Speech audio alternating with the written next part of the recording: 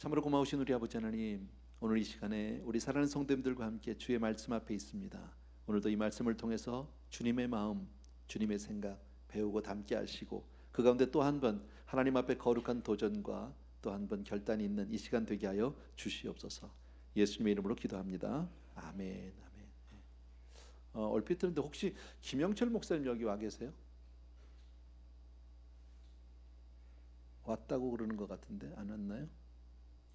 김형철 목사님? 아, 저기 있네. 사모님만 오신 거예요? 아, 네? 나는 목사님이 오셨더니 어쨌든 사모님도 반갑지 뭐. 네, 오랜만인데. 우리 교회 개척 초기에 함께 사역하던 우리 목사님 사모님인데 지금은 한국 온누리교회 계시죠? 예? 좀 그렇대요. 못 안 들려요. 오케이, 감사드리고요. 반갑습니다. 우리 사도행전요 16장 11절부터 15절입니다.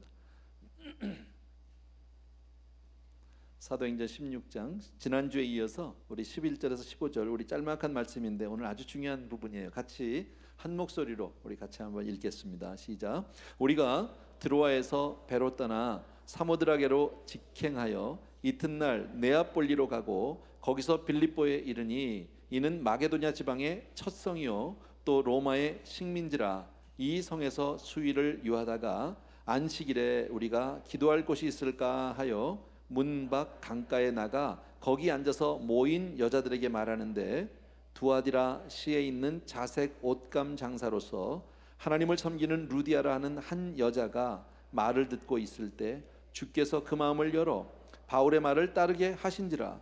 그와 그 집이 다 세례를 받고 우리에게 청하여 이르되 만일 나를 주 믿는 자로 알거든 내 집에 들어와 유하라 하고 강권하여 머물게 하니라. 아멘. 예. 지난주에 이어서 바울과 그 일행이 이제 그 2차 선교 여행을 떠난 그 이야기입니다. 우리가 아는 대로 2차 선교 여행을 떠나면서 그들은 아시아에 있기를 간절히 원했어요. 아시아 쪽으로 가려고 그렇게 마음이 원했는데 성령께서 자꾸 가로막는 거죠. 뭔지 자꾸 막히고 일이 잘 안 되고 마음에 기쁨이 없고 뭔가 잡히는 성령께서 허락지 않는 모습. 그러면서 마음 가운데 계속 하나님의 뜻이 어디 있습니까? 하나님 우리가 어디로 가야 합니까? 어느 쪽으로 인도하시겠습니까? 끊임없는 어떤 그런 간구가 있었으리라고 생각합니다. 그 가운데 어느 날 밤에 환상이 나타납니다. 하나님께서 바울에게 환상을 보여주시고 마게도냐 사람들이 우리에게로 오라 하는 그런 손짓을 보게 됩니다. 그 말씀을 듣고 이것은 성령의 분명한 어떤 인도하심이다. 우리가 그러면 방향을 바꿔서 마게도냐로 가자. 이렇게 이제 했던 부분까지가 지난주에 우리 공부한 부분이에요. 저는 이 시간에 잠시 저와 여러분이 바울의 입장에 한번 됐으면 좋겠어요. 우리 바울은 아니지만 그러나 만약에 이런 일이 있었다. 우리가 만약에 바울과 같이 그렇게 밤에 환상을 보고 하나님의 분명한 어떤 인도하심을 경험하게 되면 내 마음이 얼마나 기쁘고 흥분이 될까? 혹시 밤에 여러분 꿈에 주님 꿈을 꾸신 적이 있습니까? 혹시 주님의 음성을 혹시 꿈속에서라도 우리가 확인한 적이 있나요? 혹시 주님까지는 아니더라도 목사라도 본 적이 있습니까? 가끔 있을 거예요. 간혹요. 늘 있는 일은 아니지만 제 경험에도 보면 성도님들이 가끔 그런 전화해요. 꿈에 목사님 봤다 그러고 굉장히 좋아하세요. 아닌가? 착각인가요? 저 혼자?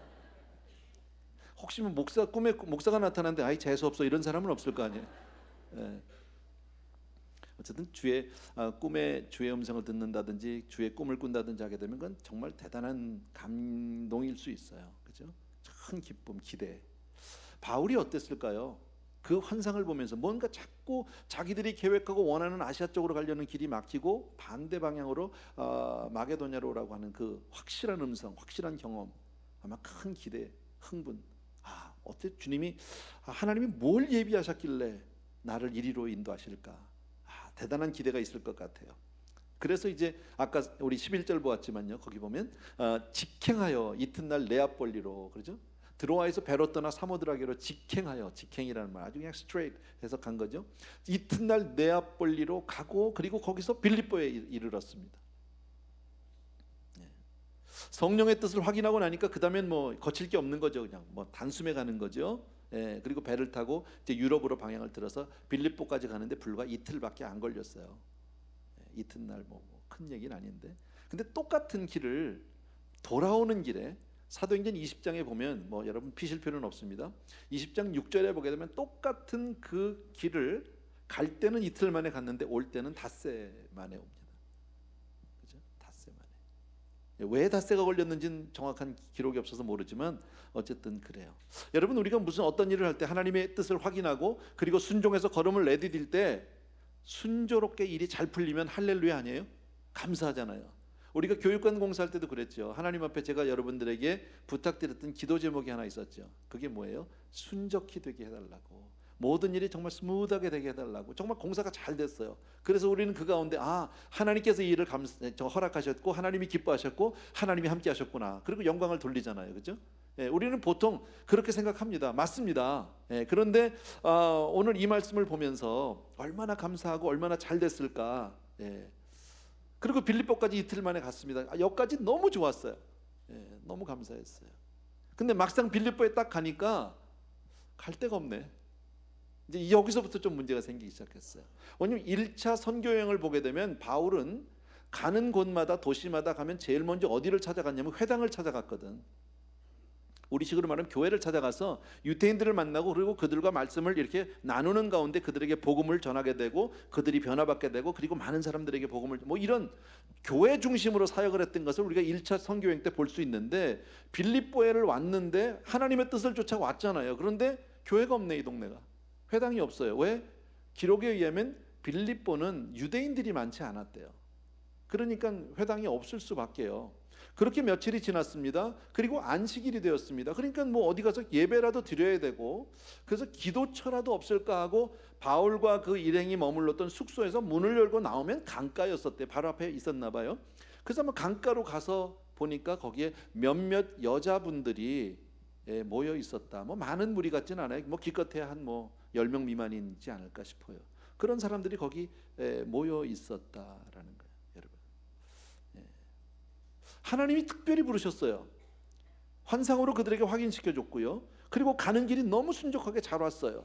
그러면 적어도 수많은 사람들이 깃발 들고 환영까지는 안 한다 할지라도 그래도 좀 기도처소라도 있든지 교회라도 있든지 쉽게 예수 믿는 사람들 만나든지 이래야 되는데, 기껏 만난 게 강가에 있는 아낙네들 몇 사람 만난 게 다다. 너무 실망스럽지 않아요? 1차 선교 여행 때하고는 너무나도 대조적이다라는 거예요. 1차 선교 여행 때는 가는 곳곳마다 사람들이 상당히 많이 모였어요. 상당히 많은 사람들이 와서 복음을 들었어요. 그런데 지금 두 번째 아주 마음을 작정을 하고 두 번째 다시 나와서 성령님의 인도까지 받아서 왔는데 보니까 너무 초라하다는 거예요. 현실이 너무 암담해요. 여기서 우리가 한 가지 배울 것이 있어요. 성령님의 뜻을 쫓아서 순종을 한다 해도 현실은 아닐 수 있어요. 우리는 보통 그런 생각하죠. 우리 삶 속에서 어떤 좌절, 실패 이런 것들을 경험하게 되는 가장 큰 이유는 바로 뭐예요? 하나님이 원치 않는 길을 가기 때문에 그렇다. 하나님의 뜻대로만 가면 모든 일이 다 형통하고 순적히 잘 풀린다, 이렇게 우린 생각하는데 꼭 그렇지만 않다라는 거예요. 우리가 생각하는 것 같이 환경이나 어떤 우리의 형편에 따라서 사정에 따라서 우리가 하나님의 뜻이다 아니다를 우리가 쉽게 판단할 수 없다라는 거죠. 하나님의 뜻을 쫓아가도 내 삶이 어려울 수도 있고, 어떤 좌절에 부딪힐 수도 있고, 벽에 부딪힐 수도 있고, 힘들 수도 있고요, 고생할 수도 있고요. 왜 그럴까요? 이사야서 55장에 있는 말씀과 같이 하나님의 방법, 하나님의 생각, 하나님의 길은 우리의 생각이나 우리의 길과는 다르다라는 거죠. 여러분, 중요한 건 바로 뭡니까? 그 가운데 우리가 지금 내가 가는 길이 얼마나 잘 풀리느냐, 얼마나 잘 되느냐가 중요한 것이 아니라 정말 내가 하나님의 음성을 확인하고 순종하고 있느냐 안 하느냐가 중요한 문제예요. 결과에 대해서 우리가 그걸 가지고 판단을 하면 안 된다는 거예요. 잘 되고 못 되는 건 하나님의 손에 있는 줄로 믿습니다. 자, 거기서 결국 만난 사람이 누굽니까? 루디아라고 사는 한 여자입니다. 한 사람 만난 겁니다. 결국요. 성령의 인도를 따라서 겨우 와서 만난 사람이 바로 루디아 한 사람이다, 여러분. 근데 이 사건이 굉장히 중요한 사건이에요, 여러분. 왜? 우리는 이걸 다 아니까요. 이게 바로 이 한 여자가 바로 유럽 선교의 시작이에요. 유럽 선교의 문을 열고 서방 세계의 문을 열고 그리고 세계 전도의 본격적인 시작은 바로 이 루디아 한 사람을 통해서 시작이 되고 있다라는 거죠. 자, 루디아 입장에서 한번 생각해 봅시다. 이 여자는 무슨 팔자에 무슨 복에 하나님의 사람 바울을, 사실 어떻게 보면 이 여자에게 하나님께서 바울이 가고자 하는 모든 계획 다 없이 하고 억지로 해서 일로 막 가서 이 여자 만나게 한 거잖아요, 하나님 입장에서는. 그죠? 그러면 이 여자는 뭐가 그렇게 이뻐서, 하나님이 보실 때 이 루디아라는 사람은 뭐가 그렇게 귀해서 바울을 만나게 하셨을까? 바울을 만남으로 인해서 이 여자에게 복음의 불이 붙었고, 그리고 이 여자를 통해서 유럽 선교가 시작이 되는 그런 놀라운 사건이다. 어떤 사람일까 도대체요? 우리 여기서 한 가지 또 기억할 게 있어요. 한 영혼이 소중하다라는 거. 세상은 숫자를 얘기합니다. 그죠? 많은 사람들은 몇 명이 모이느냐, 얼마나 교회가 크냐, 뭐 얼마나 오래됐느냐, 이런 것들을 얘기합니다. 그러나 하나님의 생각은 그렇지 않은 것 같아요. 한 영혼, 한 사람. 그래서 우리는 내가 만나는 한 사람을 무시할 수 없다라는 거죠. 그 만나는 한 사람을 소중히 여길 수 있는 그런 사람이 되어야 할 줄로 믿습니다. 여러분에게는 그 한 사람이 있나요? 저는 있거든요. 여러분들에게 제가 몇 차례 얘기했기 때문에 뭐 또 얘기하는 게 조금 뭐 좀 쑥스러울 수도 있는데, 저는 제 친구 한 사람이에요, 사실은. 제 친구가 먼저 주님을 경험했고, 그때 청년 시절이에요. 아무도 주목하지 않는 청년이고, 저도 그렇고 제 친구도 그랬고요. 26살 그쯤이에요.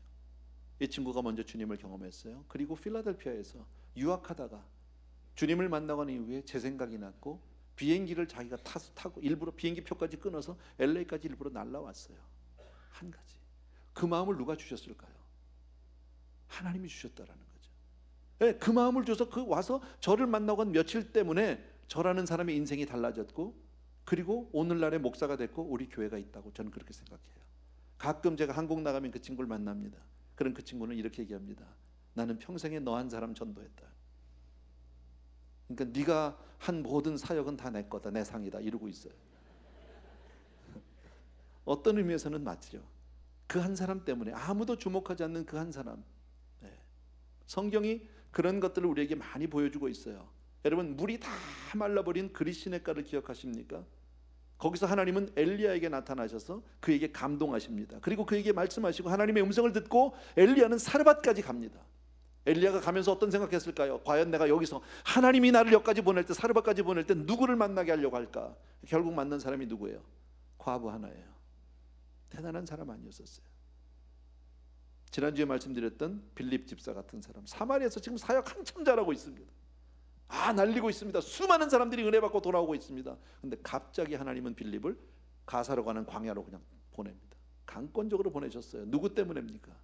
이디오피아 내시 한 사람 때문에 글로 보내서 아프리카의 선교의 문을 열어버리셨다.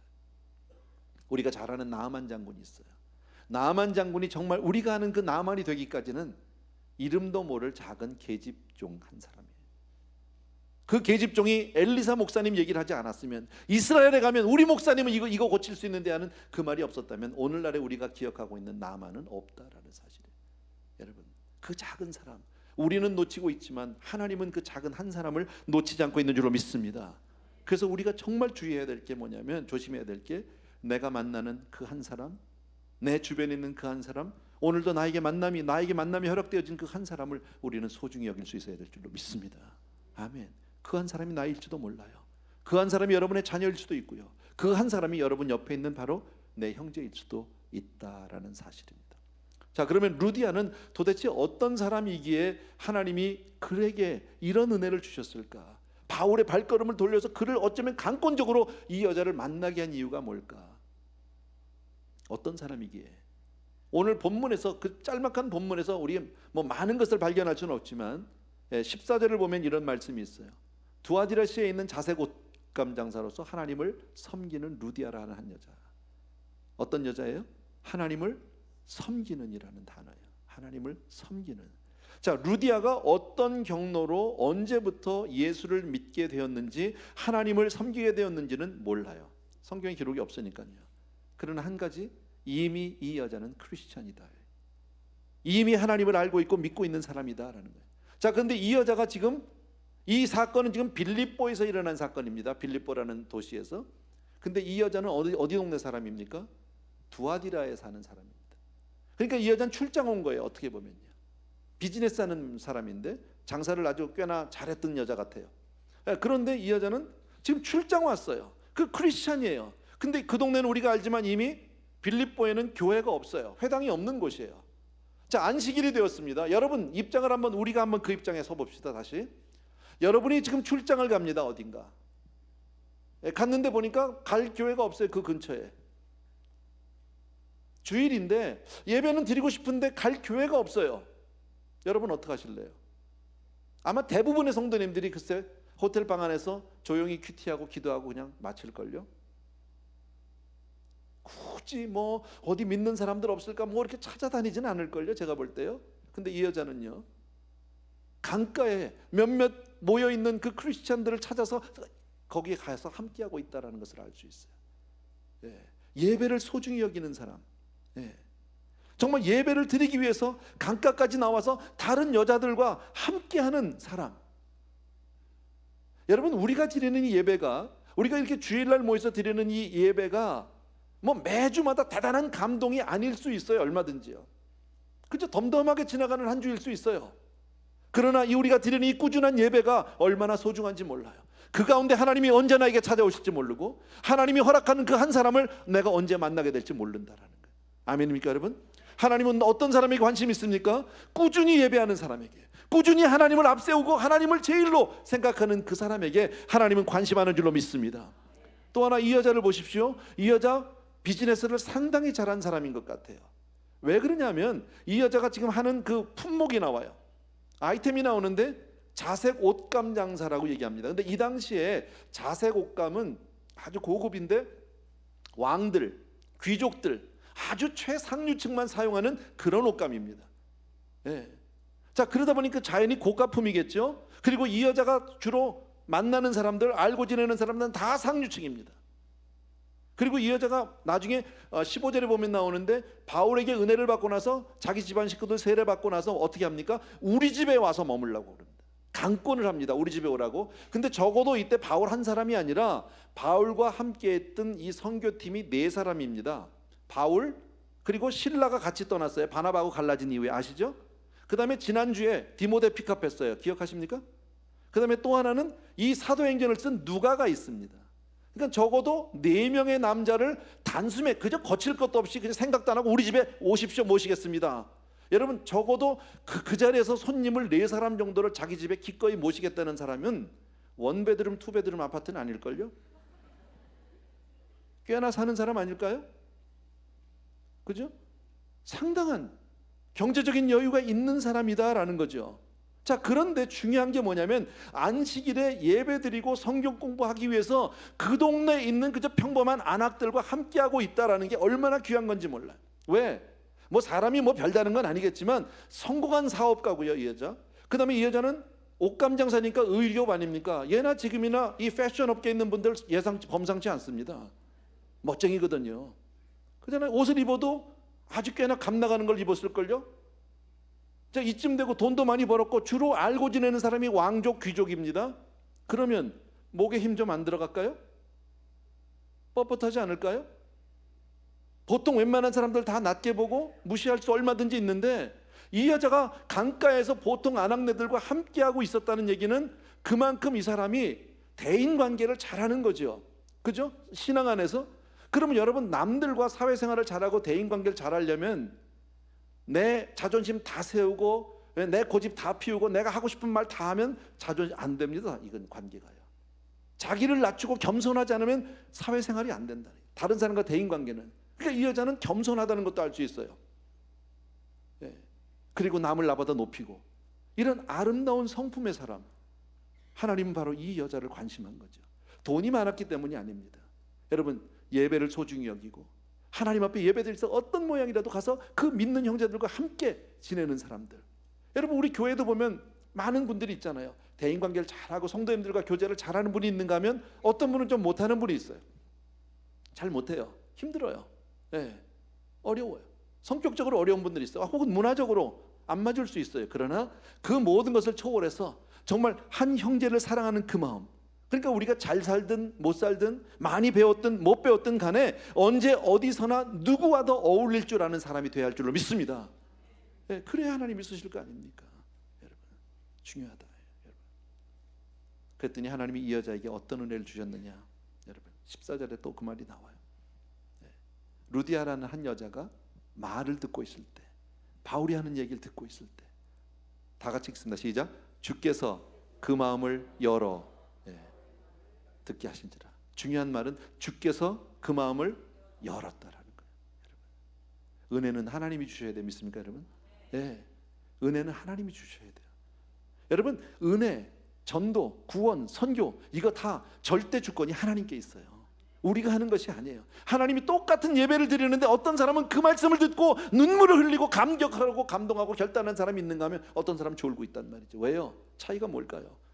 열어주셨느냐 안 열어주는 차이예요. 그래서 우리가 예배 전에 와서 미리 기도로 준비하는 거예요. 사모하는 거예요. 여러분, 심령은 가난한 자가 복이 있는 줄로 믿습니다.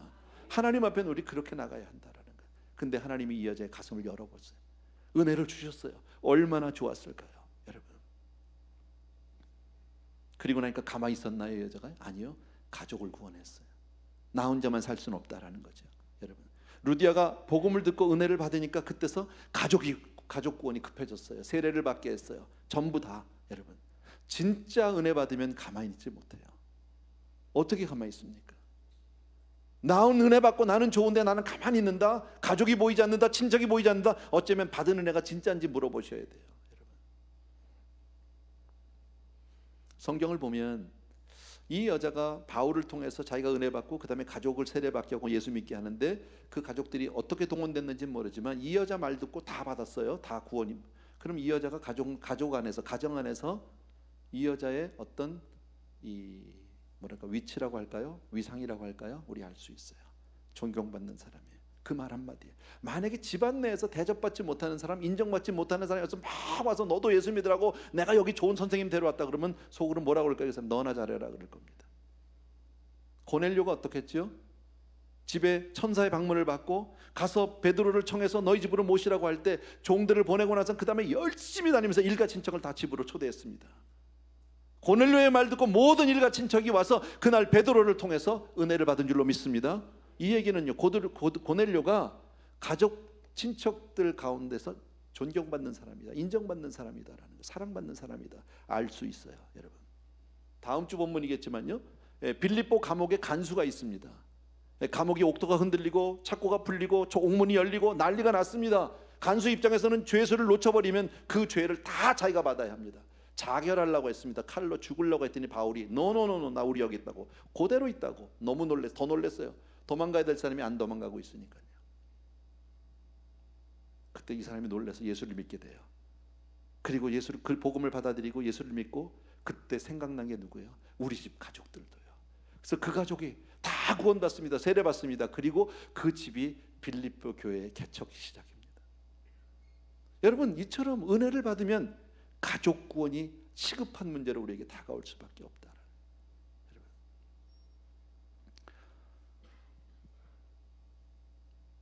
책을 보면서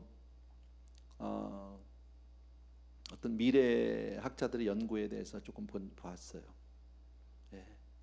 이건 20세기에 쓰여진 책인데 21세기에는 그분들이 그 책에 이렇게 예상을 해놨는데 21세기 지금 우리가 사는 세대에는 신세대가 등장할 것이다. 근데 그 신세대 특징은 다음과 같습니다. 혹시 여러분 아실지도 모릅니다. 첫 번째, 지독한 개인주의다. 신세대 특징이 자기밖에 모르는 거예요. 예, 이런 사람들을 우리는 딩크라고 부른다. D-I-N-K. 예, 이게 무슨 약자냐면 Double Income No Kids예요. 수입은 2배로 자식은 없어야 되고, 그러니까 나만 위해서 살겠다는 거예요. 자식을 위해서도 희생하고 싶지 않다라는 거예요. 지난 금요일날 한동대학 총장님하고 몇몇 목사님들하고 모임을 좀 가졌어요. 같이 점심을 하면서 이런저런 얘기를 했습니다. 저는 신문을 제가 잘 안 봐서 그런지 몰라도 요즘에 한국에서 많이 유행하는 단어 가운데 삼포 시대. 삼포? 뭐야 이게? 쥐포 뭐 무슨 북어포 뭐 이런 건가? 그랬더니 그게 아니고 3가지를 아주 포기한 세대래요. 삼포 세대. 그 3가지가 뭐냐면 연애, 결혼, 출산, 이 세 가지를 포기한 세대를 말한답니다. 현재 많은 대한민국의 20대, 30대 그 젊은이들은 치솟는 물가, 등록금, 취업난, 집값 등 경제적, 사회적 압박으로 인해서 스스로를 돌볼 여유가 없대요. 그래서 그런 이유로 연애 포기, 결혼 포기, 그리고 출산 포기. 근데 이거는 한국만의 이야기가 아니라 일본에도 그 비슷한 단어가 말이 있답니다. 일본 사람들은 그거를, 나 일본말 전 모르는데 사토리 세대 뭐 이렇게 얘기한답니다. 근데 거기서 멈추지 않고요, 오포가 있어요. 오포. 5가지를 포기한 세대. 이게 뭐냐면 출산, 결혼, 연애에다가 뭐를 포기했냐면 인간관계를 포기하고 집을 포기하는 거야. 도저히 집 살 수 없으니까. 조금 더 나가서 7포도 있어요. 7가지. 이 5가지에다가 다시 연애, 결혼, 출산, 인간관계, 집, 여기다가 2가지를 더 포기했는데 하나는 꿈이고 하나는 희망이고, 꿈과 희망마저 다 포기해버렸다. 여러분, 요즘 젊은 세대들이 결혼을 잘 안 합니다. 늦게 합니다. 자매들도 30살이 돼도 전혀 거기에 대해서 초조함 없습니다. 30대 초반이 돼도 아무렇지도 않습니다. 그러다 30대 중반 정도 되면 그냥 혼자 살지 뭐 이렇게 하고 나갑니다. 무섭죠, 여러분. 이게 앞으로 미래 세대에 대해서 얼마나 큰 위기가 닥칠지 우리 불보듯이 뻔한 거 아니에요? 가면 갈수록 생산성이 있는 그런 세대들은 없어지고 노년층만 많아지고 사회 구조가 균형을 잃어버리기 시작하면 그때부터 큰 어려움을 당할 건 뭐 불보듯이 뻔하다. 또 신세대 특징 가운데 2번째가 바로 뭐냐면 지극히 흥미본이 쾌락본이다라는 거예요. 뭐 강단에서 얘기하기는 조금 민망한데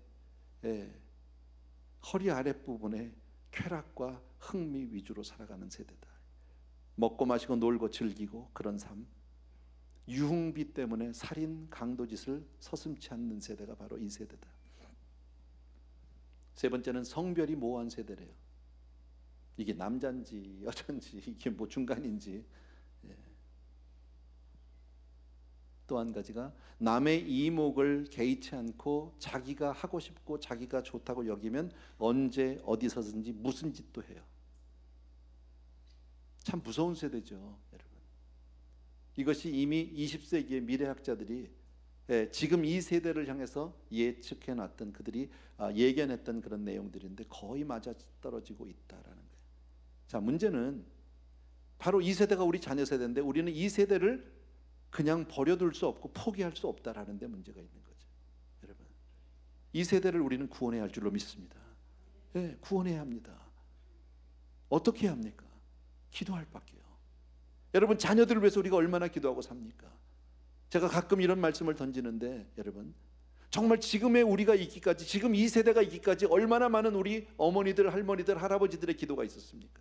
얼마나 많은 우리 조상들의 정말 그 눈물 어린, 정말 그 자녀들을 위한 얼마나 간절한 교육과 기도가 있었는지 우리 너무 잘 알잖아요. 그것의 결과 아닐까요, 지금이? 그런데 지금 세대의 어머니들은 그렇게 기도하지 않는다라는 거죠. 지금 이 세대는 그냥 먹이고 입히는 데만 급급할 뿐이지 자녀를 위해서 울지 않아요. 자녀를 위해서 눈물을 흘리는 부모가 없어요. 자녀를 위해서 무릎을 드리는 부모가 없어요.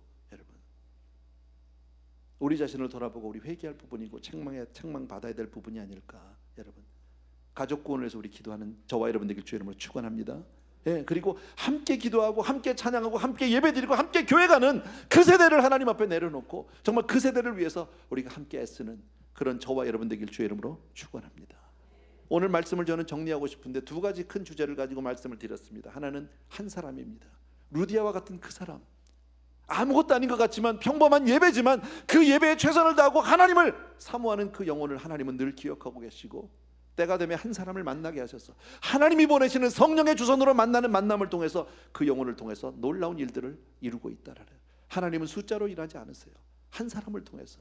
제가 전에 창세기 공부하면서 말씀드렸죠. 적은 일에 충성하는 자에게 큰 일을 맡긴다는, 저는 정말 설교 준비하면서 제가 크게 깨달았던 분 가운데 하나예요. 그게 너무나도 하나님의 말씀이 이렇게 정확하구나.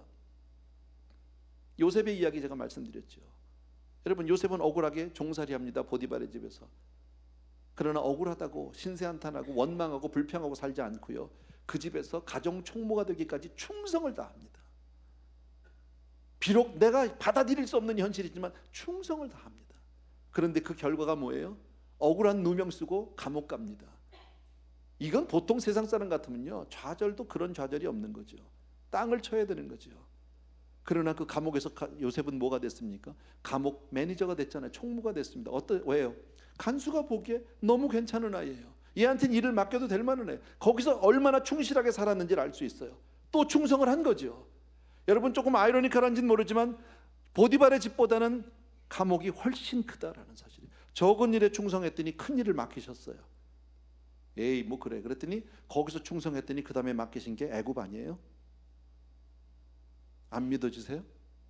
여러분, 하나님의 생각은 우리 생각과 다르다니까요. 지금 당장 내 현실이 어떻게 벌어지느냐, 내가 원한 대로 내 앞길이 열리지 않는다 할지라도 충성을 다할 때, 하나님의 말씀을 믿고 의지해서 우리가 순종할 때 하나님께서는 마침내 사용하게 되실 줄로 믿습니다. 이 세대가 아무리 암담하다 할지라도, 여러분, 이 세상이 우리 자녀 세대가 아무리 답답하고 지금 그렇게 교회를 떠나고 더 이상 젊은이들이 교회에 대해서 관심과 흥미조차 갖지 않는다 할지라도 우리의 눈물과 우리의 무릎을 통해서, 우리의 기도를 통해서 반드시 그 세대를, 다음 세대를 살릴 수 있다고 저는 믿습니다. 그래서 우리가 기도해야 한다라는 거예요. 여러분, 우리 찬양하면서 이 두 가지 주제를 놓고 우리 찬양 잠깐 드리고 나서 우리 기도하고 싶습니다. 주와 같이 길 가는 것 즐거운 일 아닌가? 정말 주님을 의지하면서 나가는 저와 여러분 되기를 바랍니다. 주와 같이 길 가는 것 즐거운 일 아닌가? 우리 주님 걸어가신 발자취를 밟겠네.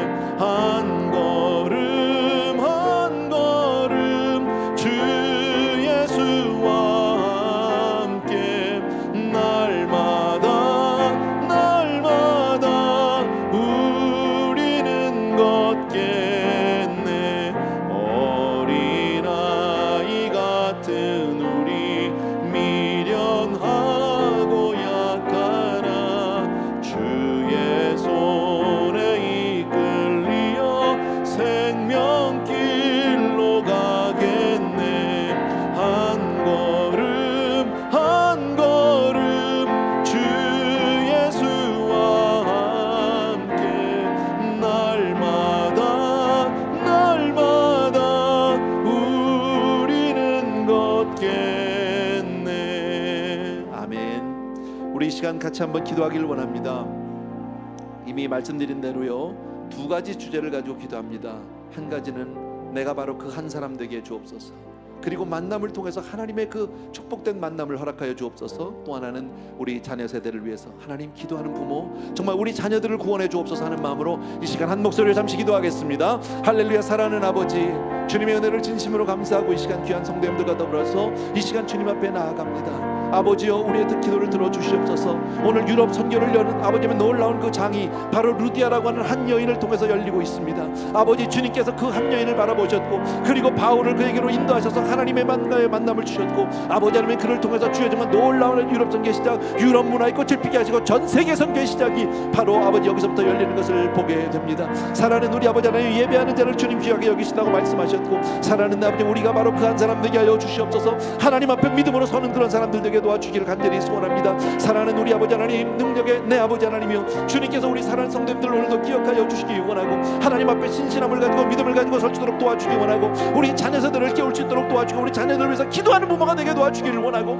사랑하는 내 아버지 하나님이여, 아버지 하나님 이 세대를 우리가 보내둘 수 없고 포기할 수 없어서, 아버지면 강 건너 불 보듯 볼 수 없어서 주님 앞에 시간 메어달려 간구합니다.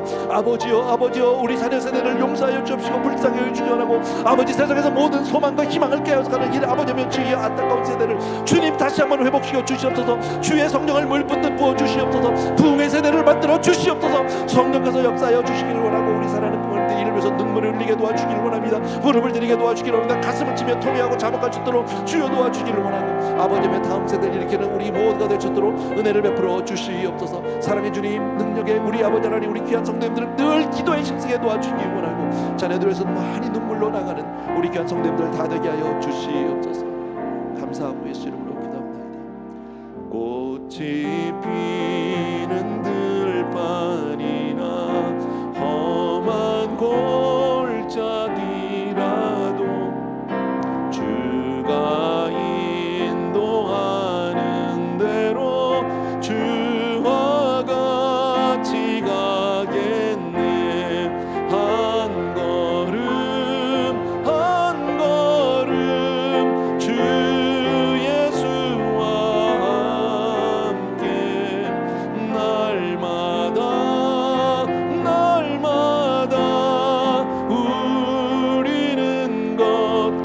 다 자리에서 일어나서 마지막 절 옛날 선지의 녹같이 우리들도 천국에 들려 올라갈 때까지 주와 같이 걷겠네. 한 걸음 한 걸음 주 예수와 함께 날마다 날마다 우리는 걷겠네. 참 고마우신 아버지, 정말 그렇게 우리가 한 걸음씩 주님과 늘 동행하는 삶이 되기를 원합니다. 아버지, 큰 일이 아니라 작은 일 하나로부터 하나님은 이루시길 원하고, 나 한 사람을 통해서 하나님 놀라운 세상에 아버지 하나님의 죄 정말 세상 역사를 변화시키길 원하는 줄로 믿습니다. 아버지, 우리 귀한 성도님들 한 분 한 분이 정말 하나님이 찾으시는 그 한 사람 되게 하여 주시옵소서.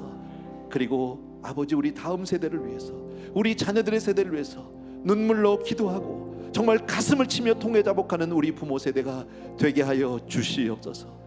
예배를 주심을 진심으로 감사하고 또 한 번 하나님 마음 가운데 다짐과 결단을 하게 됩니다. 또 한 번 우리의 새로운 각오가 식지 않게 도와주시기 원하고, 이 시간 그것을 작은 예물로 주님 앞에 올려드리는데, 아버지 하나님, 이 예물은 바로 우리의 고백이요, 우리의 삶이요, 우리의 모든 것 됩니다. 사랑하는 아버지 하나님, 정말 우리 귀한 성도님들의 헌신과 우리 성도님들의 그 삶을 받아 주시옵소서. 이제는 우리 주 예수 그리스도의 은혜와 하나님 아버지의 무한하신 그 사랑하심과 성령님의 내주 인도 교통 충만 역사하심이 이 시간 또 한 번 하나님 앞에 다시 한번 마음을 다지고 하나님이 찾는 그 한 사람 되기 위해서, 또 우리 자녀들을 위해서 눈물로 기도하기로 결단한 모든 사랑하는 성도님들을 위해 이제로부터 영원토록 함께 계실지어다.